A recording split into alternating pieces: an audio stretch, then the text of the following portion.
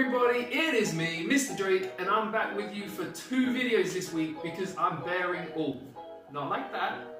I'm going to be breaking down my personal debt-free journey, going through the moment that changed everything for me, how my mindset has evolved and developed over the years, and why I came to realise that that moment that meant everything and changed everything for me meant nothing.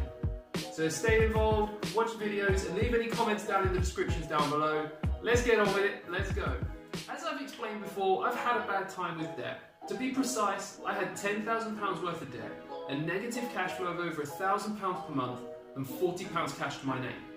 I did my best to keep it to myself and fix it myself. Fortunately for me, the stars aligned perfectly and I was able to do just that.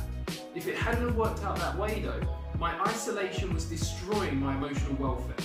So for anybody who's watching this video, I urge you to reach out and speak to people about the debt problems you're facing, whether it's friends and family, or if someone on the UK debt-free community on Instagram, or even somebody neutral.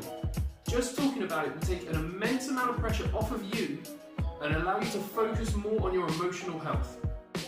Debt is a problem in so many ways, but the one I want to focus on today is that it is just not exciting enough. Not enough people get excited about paying off their debts. Without the carrot to motivate us, we're left with the stick.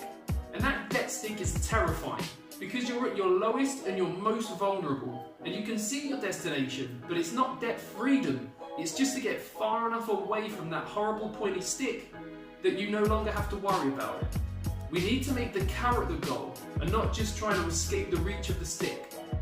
To help make sense of the carrot and stick metaphor, I'm going to use my own journey through debt. Coming out of university, I took a personal training course and became a personal trainer at an LA fitness gym in a very affluent area. Times were good. I was charging between £40 and £60 an hour, and I had an unlimited supply of excitement to help me build my client base. Very quickly, I built up a £2,000 emergency fund, and the future was looking bright. About 6 months into my time as a personal trainer, I started getting little brown envelopes from the HMRC that said I was late filing my tax return. A charge of £100 had been levied and further charges would be added until I resolved the situation. We're going to pick back up on this bit later. After about 8 months, I decided paying the enormous rent fees to work at the gym didn't sit right with me, so I decided to go it alone. This had a huge knock-on effect on my emergency fund. Because of quite a few months and a lower rate per hour, my income took a sharp nosedive, and after a few months, my emergency fund was almost gone. Another year later, I fared a little better. I was able to reduce my outgoings to the bare minimums, so I still had a little bit of my emergency fund left, and my income matched my expenses. It stayed that way in year 3 until I decided to greatly increase my outgoings. I moved out of the family home and had an additional £700 a month in expenses. Moving helped me increase my income a little bit, but not enough to keep up with the growth in expenses. This dragged me into an overdraft, and the overdraft helped to compound my problems because the overdraft payments became an additional monthly expense. Somewhere faintly in the distance, I could hear the sound of a stick being sharpened. Being in my overdraft made me start to worry about my lack of money. So in year 4, I took a job at a gym near my new home, and unbelievably, I was accepted for a £7,000 loan. This loan allowed me to pay off my overdraft, and I was back in the positive. For now. I hadn't increased my income, but my loan repayments had increased my outgoings, so I was now further into negative cash flow, and I was starting to panic. Now, I was no longer worrying and panicking about money because of the loan, but I was starting to worry and panic about my future because of the negative cash flow. It seemed to me that every month my expenses were going up and my income was coming down. This affected my personal training salesmanship because I started placing more pressure on my clients. The more my income dropped, the more I tried to justify charging more, and the more I tried to charge, the less likely my clients were to continue training with me. This reduced my income further. By the end of year 5, my loan was down to about £1,000, and I started receiving those little brown envelopes in the post again. Because of being late on my first ever tax return, I always made sure to get my tax returns in on time after that. But these letters were referring to my first ever tax return, and that £100 fine had become over £800 and growing. I have to admit, the dread that I felt opening any HMRC letter was the worst experience of my life. And for a short while, I stopped opening them altogether. I could feel that pointy stick getting ever closer. A few months down the line, it's June 2016 and I'm almost out of loan money. My car goes in for its MOT and yeah, you guessed it, it fails on multiple checks. My solution to this problem? Bin the car, buy a new one. The problem with that solution was I had £800.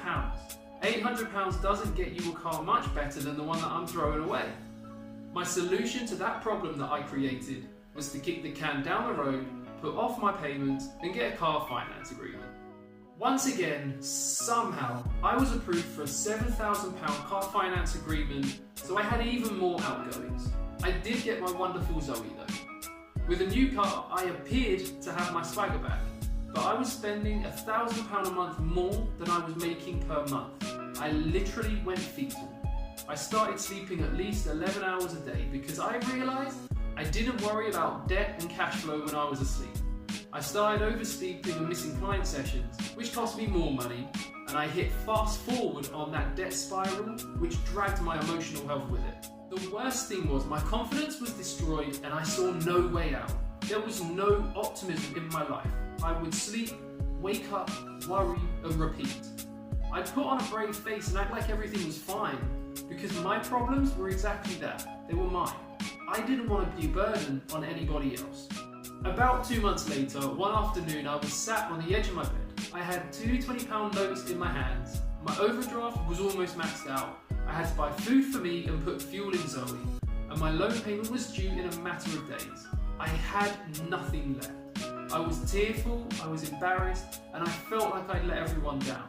I then asked myself a question. If something was to happen to me today, what would I leave behind? And the answer scared the shit out of me. And then all of a sudden, the stick got me. And while that wasn't my moment that changed everything, it is a good time for us to press pause, and tomorrow I'm going to pick up with the rest of the story. I'm sure that the emotions around debt are universal, and while people will feel them in varying degrees, everybody needs an outlet for their emotions. So please do find yourself an outlet for your emotional burden, because it may lead you to your moment. Have a lovely day guys, take care, stay cash flow strong and turn your wages into wealth. I'll see you tomorrow for the next video and we'll have a slightly more optimistic look on things. See you later!